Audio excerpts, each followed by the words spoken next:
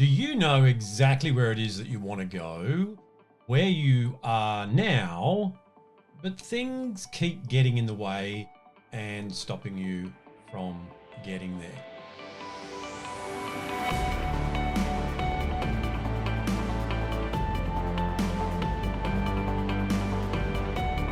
Hi, this is Grant Herbert, Emotional Intelligence Speaker and Trainer of the Year and Master Coach Trainer.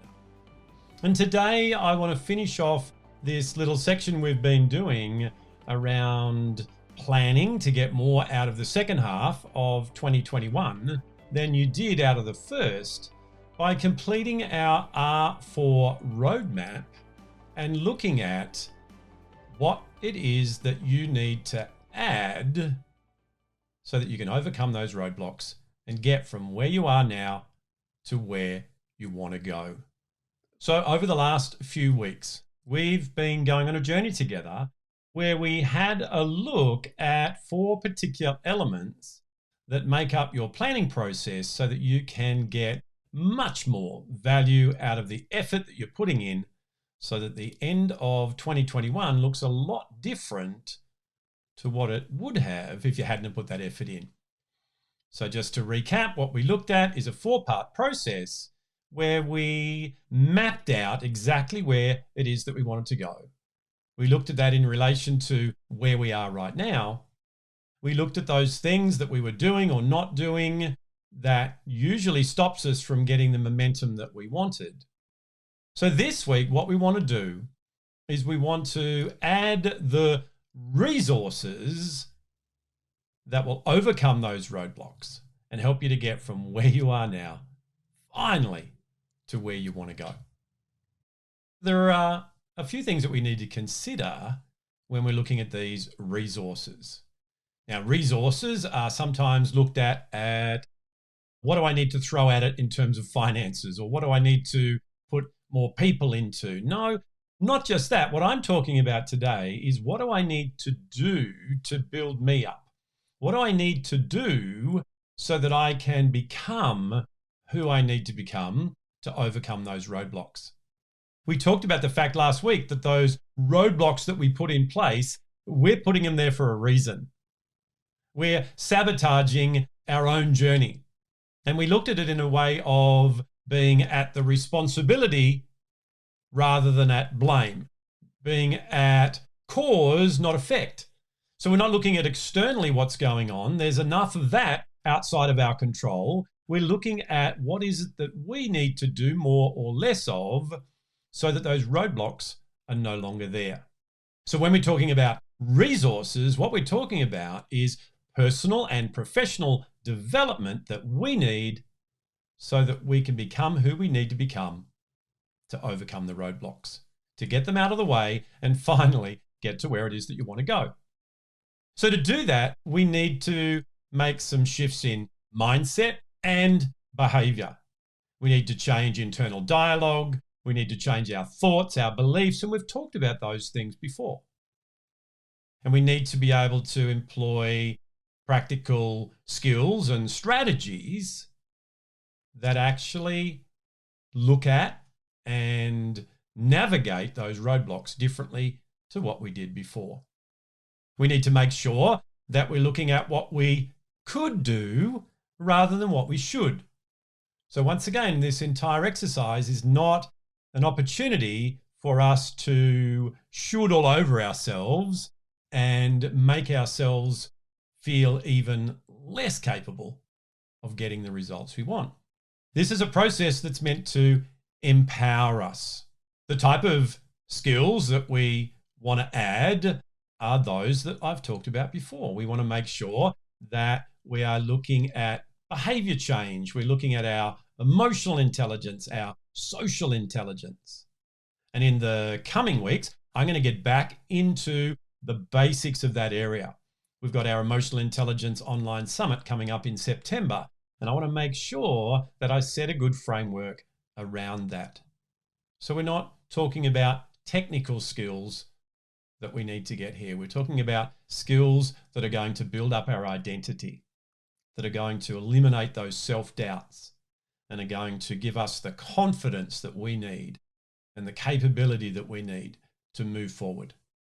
What I like to use is a 4-part process in any behavior change, in any mindset change. And I'm going to teach it to you today. So get your pen and paper ready. Let's get started. The first element in this process is to recognize. Last week, we identified what these roadblocks could be. And we made a list of those. And if you haven't done that, then go back, watch last week. Indeed, watch any of the last 4 weeks if you're not where we are right now, and get yourself prepared for this. So we identified them. What we want to do now in this recognize process is we want to call them out for what they are. We want to recognize any thoughts, beliefs, behaviors, and make sure that we clearly identify them as what they're doing to stop us rather than what we think they were doing to help us. For example, I could have a habit where I'm constantly going away from the things that I need to do to a comfort activity. And I might have convinced myself that that was all about self-care. That was all about helping me to disengage and relax. What I need to do is recognize that it's a comfort activity. Recognize that what it's doing is actually stopping me from doing what I don't want to do. So therefore, it's stopping me from moving forward. We have limited bandwidth in our life, so we need to do things that are moving the needle the way we want to go. And if I'm doing something to the contrary and I've convinced myself and I've given myself an elegant justification as to why I'm doing that, then it's not going to change. So I need to recognize clearly what it is that I'm thinking, saying, doing, or not doing that's stopping me from going forward. The second thing we want to do is reject it. As I said, we have thought before that this thing was doing us good, that I was doing this for a reason, and that internal dialogue that we have programmed, we've convinced ourselves to let us know when we're going to do things that are going to move outside our normal comfort zone. So we think that it's doing us good. And in psychology, there's a term called secondary gain. So there's actually something that we feel we're getting out of it. So if I'm not speaking up for myself, what I think is I'm keeping myself safe. I'm keeping myself away from conflict. Yeah, but what I'm really doing is I'm keeping myself from moving forward. So now that we've recognized what it is, whether it be a belief, a thought, or a behavior, now we want to reject it and go, well, hang on a minute. No, it's not actually giving me a positive result like I thought it was. So I'm not going to do that anymore. I'm getting rid of it. I'm rejecting it. I'm throwing it out. It's now not going to be my go-to. It's not going to be the way that I operate. So that's the second area. And without rejecting it, once again, we're not going to go any further.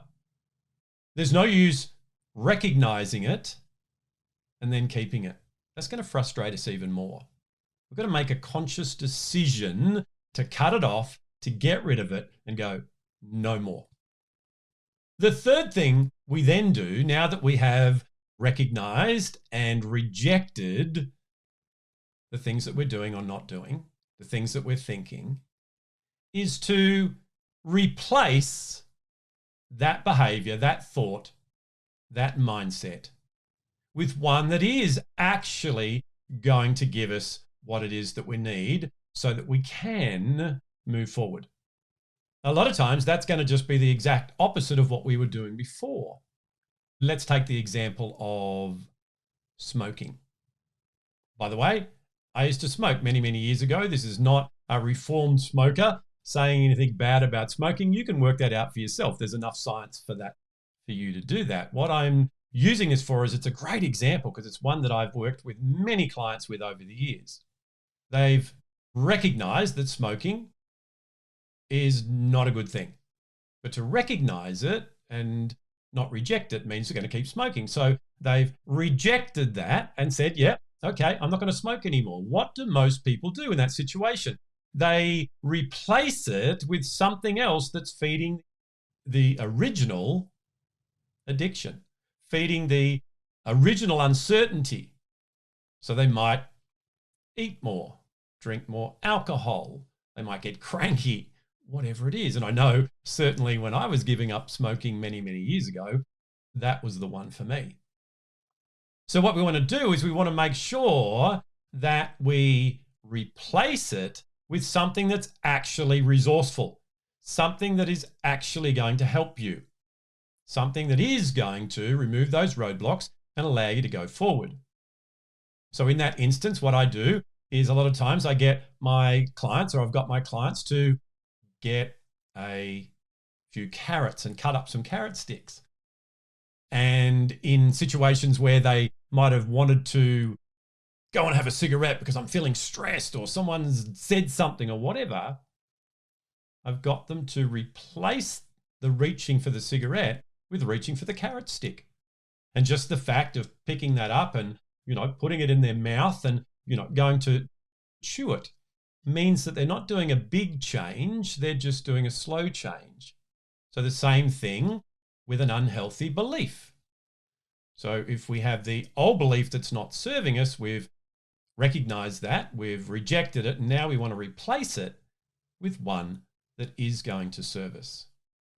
So it could be an old belief of, I am not good enough. We want to flip that to, I am getting better every single day. I'm too old. I'm the perfect age for what I'm doing right now. So we are turning what was something that was holding us back into something that's going to empower us. So that's the third area, which is replace. The fourth and final part of the process is to repeat.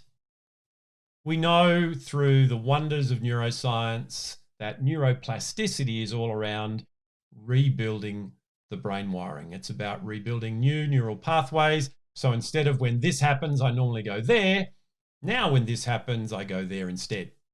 And over a period of time, those new neural pathways are built. So once we've recognized, we've rejected, and we've replaced, we just continue to repeat over and over the new strategy, the new belief, the new behavior. Just like we did to build those strong neural pathways with the old ones that we want to get rid of. There we have a 4-part process for behavior change, for mindset change, where we can recognize and call it out for what it is, reject it and say, it doesn't have a place in my life anymore. Replace it with something that's actually going to get the results we want based on logic, not on our uncertainties and our self-doubt. And then we're going to repeat that over and over again. And through that repetition, we're going to rewire the neural pathways in our brain, and we're going to become who we need to become so that we can overcome those roadblocks to go from where we are now to where we want to go. So what is it for you? Looking at that list of roadblocks that you came up with last week, what's the first thing that you're going to recognize and call out for exactly what it is, so that you can then go through the process of rejecting it and replace it with something else? We've got to make sure that when we recognize that, we recognize the root cause of why it was that we believed that, why it was that we were doing that. And you might need your coach to work with you when you're doing that, so that you actually go beyond that surface level of what your understanding is and get down into the subconscious and work out what exactly that it is that's holding you back. We do a lot of work in this area in our emotional intelligence work in the area of personal power. And over the coming weeks, I want to continue to build a platform for you around that and talk about all things emotional intelligence. So go ahead, get started on removing those roadblocks by adding the resources that you need to right now. Well, that's it from me for another week. Join me again next week when we go back into the wonderful world of emotional intelligence, where we look at the skills and competencies that we all need so that we can navigate our emotions in a healthier and more resourceful way, and therefore have a greater relationship with ourselves, with others, and a higher level of performance over a sustained period of time. I'll see you then.